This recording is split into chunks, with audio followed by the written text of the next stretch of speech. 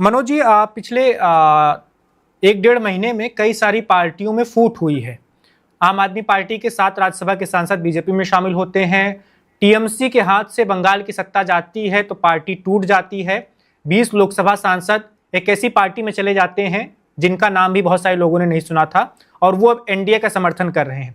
इसके अलावा उद्धव ठाकरे वाली शिवसेना में भी फिर से टूट होती है। 6 लोकसभा सांसद शिंदे गुट वाली शिवसेना में चले जाते हैं। ये जो कैबिनेट का फेरबदल होने जा रहा है, इसको लेकर कहा जा रहा है कि ये जो 3 फूट हुई है उनमें से भी कुछ नेताओं को इनाम दिया जा सकता है। जैसे राघव चड्ढा की बात होती है कि उन्हें मंत्री बनाया जा सकता है। काकोली घोष दस्तीदार को भी मंत्री बनाया जा सकता है, ऐसा कई लोग दावा कर रहे हैं। इसके अलावा शिवसेना शिंदे गुट से हो सकता है एकनाथ शिंदे के बेटे को बना दिया जाए, या संजय दीना पाटिल का भी नाम कई सारे लोग ले रहे हैं। आपके हिसाब से क्या मोदी सरकार ऐसा कुछ करने जा रही है? बीजेपी ऐसा कुछ करेगी, बागियों को इनाम देगी? हाँ, स्वाभाविक है। जिस तरह से भारतीय जनता पार्टी का जो स्ट्रेंथ लोकसभा में, राज्यसभा में हम लोगों ने देखा कि आम आदमी पार्टी के टूटने से जो है 7 कैंडिडेट जो है भारतीय जनता पार्टी में आ गए। वहीं तृणमूल कांग्रेस जो बहुत स्ट्रांग थी वेस्ट बंगाल में, वहाँ भी हम लोगों ने देखा कि वहाँ भी टूट हो गया। और वहाँ के लगभग 20 एमपी जैसे हैं जो भारतीय जनता पार्टी को समर्थन कर रहे हैं। वहीं जो है शिवसेना की अगर बात करें तो वहाँ पे भी टूट हुई है और वहाँ भी शामिल हुआ है। तो स्वाभाविक है कि जो भारतीय जनता पार्टी और एनडीए की अगर हम बात करें वो स्ट्रेंथन होता है तो स्वाभाविक है कि शेयर तो मिलेगा ही। तो हम लोग आने वाले अगर कैबिनेट एक्सपेंशन होता है तो स्वाभाविक है कि हम लोग देख सकते हैं कि कुछ इसमें जो प्रमुख हैं, जो लीडरशिप वो टूटे हुए ग्रुप में अगर लीडरशिप शो कर रहे हैं तो मुझे ऐसा लग रहा है कि कुछ न कुछ जो है आने वाले कैबिनेट एक्सपेंशन में ज़रूर हो सकता है। और हम लोग देखते हैं अगर पिछले 50-60 साल के अगर हम पॉलिटिकल हिस्ट्री की अगर हम बात करें तो सभी पॉलिटिकल पार्टीज, चाहे कांग्रेस हो, चाहे रीजनल पॉलिटिकल पार्टीज में हम लोग देख सकते हैं, आरजेडी हो। रिसेंटली हम लोग देखा 5 साल पहले की अगर बात करें तो वहाँ बिहार में भी जो है कुछ जो इंडिपेंडेंट लड़े थे वो भी आरजेडी में शामिल हो गए। वहीं बहुजन समाज पार्टी के लीडर भी जो है राजस्थान में कांग्रेस में मिल गए। तो सभी पॉलिटिकल पार्टीज किसी न किसी रूप में अपना पार्टी को स्ट्रेंथ करना चाहता है, ताकि लोकसभा में जो भी उनका पॉलिसी हो, जो भी वो सोच के आए हैं, जो भी वो प्रोमिसेस कर पाए हैं जनता को, वो किस तरह से इम्प्लीमेंट कर सके। तो स्वाभाविक है कि वो तरह तरह के हथकंडे अपनाते हैं। और उसी द्रव्यान में हम लोग देख सकते हैं कि भारतीय जनता पार्टी का भी यही रुख रहा है पिछले 12 साल में कि भारतीय जनता पार्टी जो है पूरे इंडिया में किस तरह से स्ट्रेंथ हो। हम लोगों ने देखा कि जिस तरह से अगर पिछले 12 साल की अगर हम बात करें तो लगभग जो है 20 से 22 स्टेट में ऐसा है कि जहाँ पे भारतीय जनता पार्टी या एनडीए की सरकार है। तो स्वाभाविक है कि हम नरेंद्र मोदी जी के लीडरशिप को हम देख सकते हैं कि उनकी लीडरशिप में भारतीय जनता पार्टी का जितना एक्सपेंशन हुआ पिछले 40-50 साल में भारतीय जनता पार्टी का इस तरह से नहीं हुआ। तो स्वाभाविक है कि भारतीय जनता पार्टी के लीडरशिप को ये जाता है कि जिस तरह से उनका एक्सपेंशन हुआ, सभी पॉलिटिकल पार्टीज का टूट के हो, चाहे कुछ पॉलिटिकल पार्टीज खुद आप भारतीय जनता पार्टी में आके शामिल हो गए। तो हम लोगों ने पिछले 12 साल में देखा। और नॉर्मली कोई भी पॉलिटिकल पार्टी हो, उनका फर्स्ट प्रायोरिटी होता है कि वो गवर्नमेंट बनाए।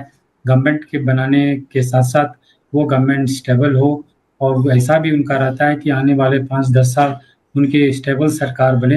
ये भी एक भारतीय कोई भी पॉलिटिकल पार्टीज़ का एक रिस्पॉन्सिबिलिटी होता है, ऑब्जेक्टिव होता है।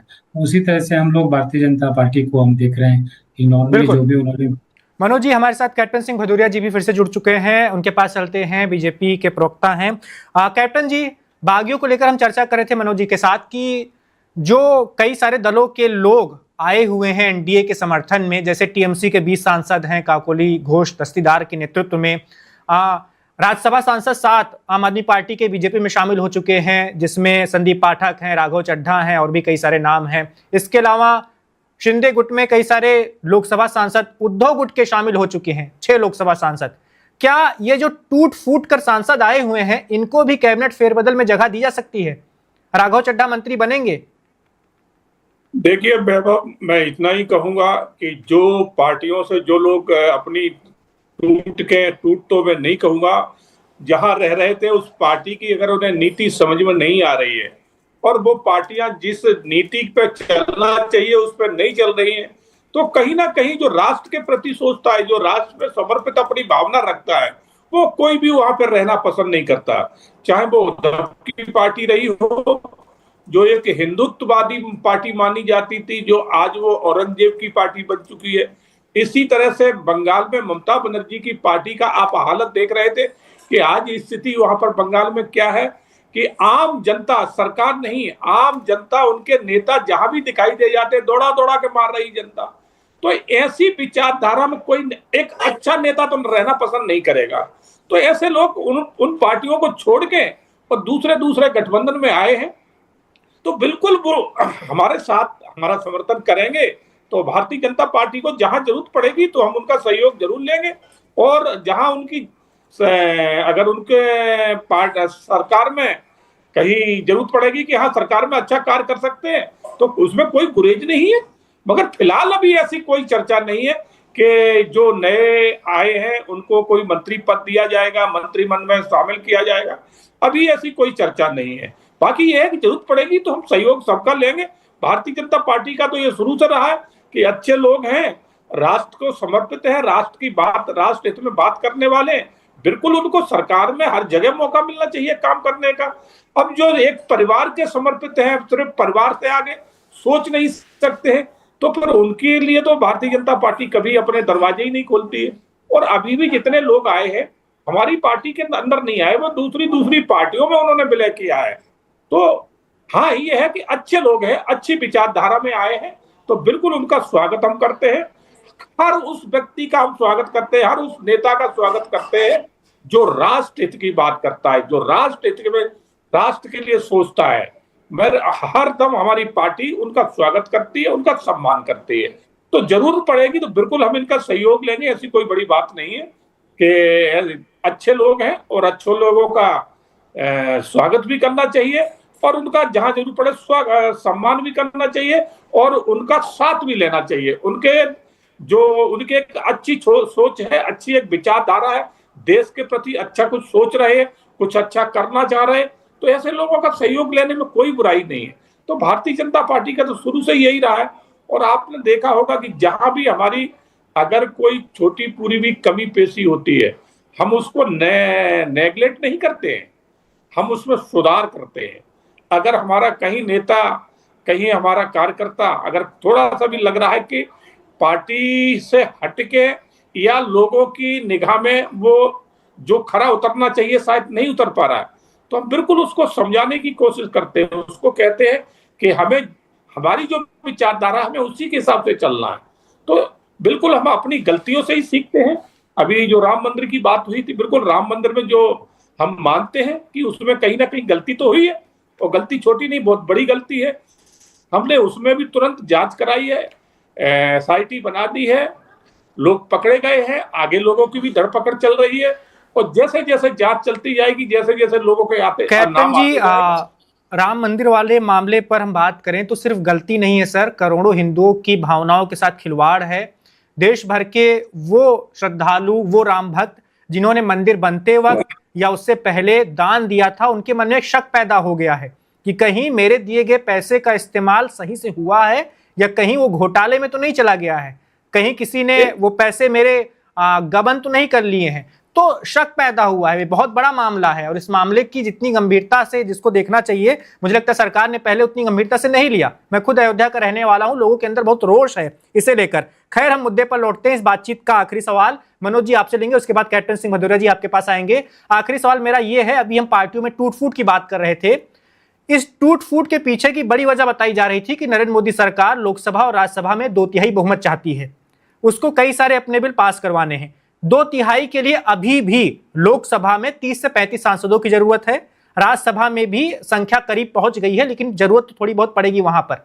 आपके हिसाब से अभी किन और दलों का टूटना बाकी है, बाकी सांसदों का जुगाड़ कहां से होगा अगर सरकार ऐसा कुछ करना चाहती है तो? नहीं तो बहुत मुश्किल है बताना कि कौन सा और पॉलिटिकल पार्टी टूटेगी। हालांकि हम लोगों ने सुना पिछले कुछ दिनों की समाजवादी पार्टी का भी नाम आया था वहाँ पे, और शरद पवार जी की पार्टी का भी नाम आया था। और ये भी बात कही जा रही है कि वह चेन्नई में भी डीएमके भी जो है साथ दे सकते हैं। तो आने वाले समय में ये पता चलेगा। हालांकि आने वाले जो समय है उसमें मुद्दे बहुत डिफ़िकल्ट मुद्दे भी है, जैसे परिसीमन की अगर हम बात करें तो इसको लेकर के खास करके साउथ इंडिया में बहुत ही एप्रीहेंशन है कि डिलिमिटेशन जो है कैसे किया जाए, इसको लेकर के वो ऐसा ना हो डिसबैलेंस हो जाए। हालांकि अभी भी है कुछ ऐसे सीट्स हैं, कम सीट्स है साउथ इंडिया में, लेकिन अगर फिर से अगर इसको किया जाता है जो पॉपुलेशन के आधार पे तो और ज़्यादा कम हो जाएगा, और नॉर्थ इंडिया से ही जो है कोई भी पॉलिटिकल पार्टी चाहेगी तो सेंटर में सरकार बना सकती है। तो ये बहुत भी कठिन मुद्दा है, और इसको लेकर के खास करके साउथ इंडिया के जितने भी पॉलिटिकल पार्टीज हैं वो ऐसा नहीं चाहेंगे। और नॉर्थ में भी जैसे ममता बनर्जी जब सरकार में थी तो वो भी अपोज कर रही थी। इंडिया ब्लॉक के जितने भी घटक हैं दल थे वो भी अपोज करते थे। तो हालांकि ये मुश्किल है, लेकिन चूंकि अगर बहुमत हो जाता है किसी न किसी रूप में, जिस तरह से भारतीय जनता पार्टी की सरकार सोच रही है और उसके साथ साथ काम भी कर रही है, तो ये भी जो है संभव नहीं है। संभव हो सकता है हो जाए, लेकिन ऐसा लग रहा है कि बहुत कठिन होगा, क्योंकि 30 से 40 सीट एडिशनल अभी लाना जैसे जिस तरह से अर्थमेटिक है पॉलिटिकल पार्टीज की, अगर हम सीट की अगर बात करें तो बहुत ही मुश्किल होगा। लेकिन अब देखिए आने वाले समय में क्या होता है, अभी प्रेडिक्ट करना बहुत ही मुश्किल है कि कौन पॉलिटिकल पार्टी और बिल्कुल जुड़ेगा। 362 लोकसभा के सांसदों की जरूरत पड़ेगी अगर 543 की विधानसभा लोकसभा को हम देखें तो। इसी सवाल के साथ कैप्टन सिंह भदौरिया जी के पास चलते हैं, लेकिन उससे पहले अपने दर्शकों को बता दें कि कहां पर संभावना ज्यादा लग रही है। जैसे एनसीपी शरद गुट के पास 7 लोकसभा के सांसद हैं, जिसमें शरद पवार की बेटी सुप्रिया सुले खुद सांसद हैं बारामती से। जेएमएम जो झारखंड में सरकार चला रही है गठबंधन की, हेमंत सोरेन की पार्टी है, उनके पास 3 लोकसभा के सांसद हैं। आरजेडी लालू प्रसाद यादव की पार्टी है, 4 लोकसभा के सांसद हैं, लेकिन इसमें मीसा भारती भी हैं और बहुत सारे ऐसे लोग हैं जो लालू परिवार के बेहद ही करीबी हैं। तो आरजेडी में टूट की संभावना थोड़ी कम लग रही है। और अब आते हैं समाजवादी पार्टी, जो क्षेत्रीय दल अभी थोड़े बहुत बचे हुए हैं ताकतवर, उसमें सपा उत्तर प्रदेश की दूसरी सबसे बड़ी पार्टी विधानसभा में और सबसे बड़ी पार्टी लोकसभा में यूपी की। 37 लोकसभा के सांसद हैं सपा के पास। सपा में भी टूट की बात बीच बीच में आती रहती है। जैसे यूपी सरकार में मंत्री ओम प्रकाश राजभर वो कहते हैं कि जल्द ही टूट होने वाली है सपा में। तो इस आखिरी सवाल के साथ चलते हैं कैप्टन सिंह भदौरिया जी के पास। कैप्टन जी, कौन से नए दल को तोड़ने जा रहे हैं आप लोग 2/3 बहुमत के लिए? देखिए, भारतीय जनता पार्टी कभी कोई तोड़फोड़ की बात नहीं करती। हमने पहले भी कहा कि भारतीय जनता पार्टी का तो ये है कि जो भी राष्ट्र के प्रति समर्पित है और परिवार की पार्टियां हैं उनके साथ नहीं रहना चाहता है तो वो उनकी मर्जी है। और फिर मैं तो एक बात कहना चाहूंगा कि ये पार्टियां अपने सांसदों को, अपने नेताओं को क्यों नहीं संभाल पाती, क्यों इनके नेता इनको छोड़ छोड़ के जा रहे हैं। कुछ तो ईडी लगी होती है इनके पीछे सर, सीबीआई लगी होती है। नहीं, आज सीबीआई किसी गलत को सीबीआई कुछ कह सकती है क्या? आपने कुछ किया नहीं है तो चाहे सीबीआई हो चाहे ईडी हो, कुछ नहीं बिगाड़ सकती। अगर आपने गलत किया है तो ये जांच एजेंसियां हैं, उनका अपना काम है, वो करेंगी। इसके बाद ये तो है नहीं कि अगर कोई किसी पे सीबीआई और उसकी डर की वजह से वो कहीं चला जाए तो फिर तो मैं ये कहूंगा कि फिर तो उन्हें राजनीति में ही नहीं आना चाहिए। सांसदों की शिकायत होती है कि अपने क्षेत्र में विकास कार्य नहीं करवा पाते क्योंकि सरकार सहयोग नहीं करती, न राज्य सरकार न केंद्र सरकार। नहीं, ये अधिकारी तो सुनते नहीं है। नहीं, सरकार तो बराबर फंड देती है, हर राज्य को फंड बराबर जाता है। अब वो कितना फंड खर्च कर पाते हैं, कितना फंड उनके यहाँ भ्रष्टाचार में चढ़ जाता है। अब ममता बनर्जी जब सत्ता में थी बंगाल में, क्या हमने फंड नहीं दिया? बराबर दिया है, मगर वो पूरा फंड भ्रष्टाचार की भेंट चढ़ जाता था। तो ये तो उन राजनीतिक पार्टियों को सोचना चाहिए कि वो किस तरह से काम कर रहे हैं, उनकी सोच क्या है। जब भ्रष्टाचार में ये पार्टियां डूबी रहेंगी तो क्षेत्र का विकास कहां से करेंगे? तो मुख्य कारण यही है कि इन पार्टियों में जो इनके सांसद विधायक हैं उनके पास फंड पहुंचता ही नहीं है। फंड उनकी पार्टियों की सबसे यहाँ मेन प्रॉब्लम ये आती है कि ये मैंने जो पहले भी कहा कि ये सारी पार्टियां एक परिवार की पार्टियां हैं।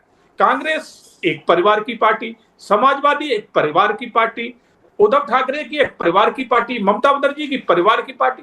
तो ये परिवार की पार्टियां इतना लूटती हैं कि लोग परेशान हो जाते हैं इनसे। तो इसलिए इनके फिर सांसद विधायक सोच लेते हैं कि हालत यहाँ पर इतनी है, अब की बात तो जीत के आ गए, अगली बार जनता में खड़े भी नहीं होने देगी। जो बंगाल में जो हालत हो रही है कि ममता बनर्जी के पार्षद तक अगर रोड पर दिखाई दे जाए तो उनकी पिटाई हो रही, लोगों को जो अंडे मार रही, चप्पल मार रही, क्या क्या कर रही है। तो ये इसीलिए होता है कि आपने जनता से वोट तो ले लिया झूठ बोल के, मगर जनता के विश्वास में खरे नहीं उतरे। तो इसलिए ये फिर सांसद अगले बार अपनी सोचते हैं कि अगली बार हमारा क्या होगा, तो ये पार्टी छोड़ देते हैं। तो इन पार्टियों को सोचना पड़ेगा, अपने अंदर सुधार करना पड़ेगा कि आपकी जो नीतियां हैं उनको बदलना पड़ेगा।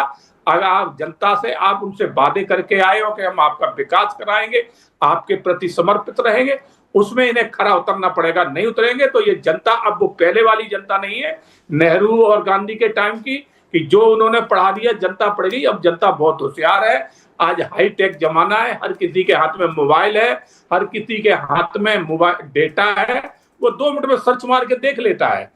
तो इसलिए अब जो है ना, राजनीति पहले जैसी नहीं है। पहले एक गांव में एक नेता होता था, आज एक घर में 4 मेंबर है तो 4 नेता है। तो बहुत समय बदला है, इसलिए राजनीति को भी बदलना पड़ेगा। जो पारिवारिक पार्टियां राजनीति को उसी पुराने ढर्रे में चलाना चाहती हैं कि बस एक बार झूठ बोल के सत्ता हासिल कर लो, फिर क्या है 5 साल तो ऐसा करना है, तो वो नहीं चलेगा, फिर दोबारा जनता खड़ा नहीं होने देती।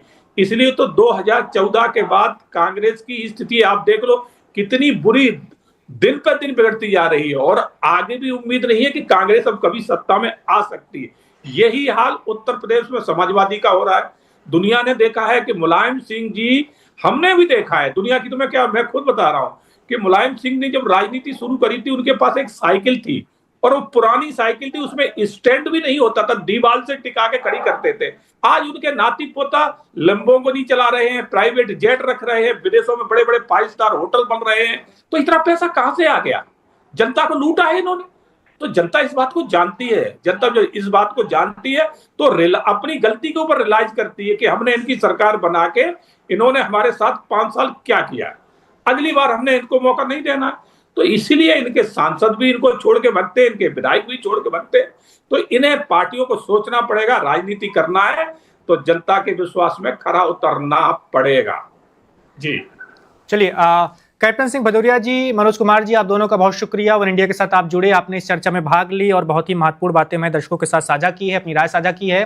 तो मोदी सरकार के तीसरे कार्यकाल के पहले कैबिनेट फेरबदल की चर्चा इस वक्त जोरों पर है।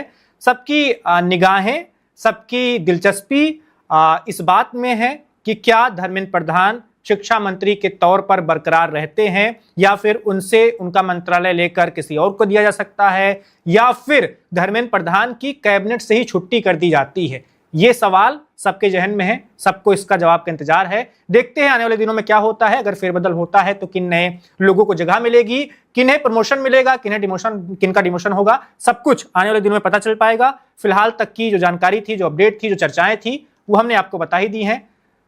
कल फिर आपसे मुलाकात होगी। आप देखते रहिए one India. Subscribe to One India and never miss an update. Download the One India app now.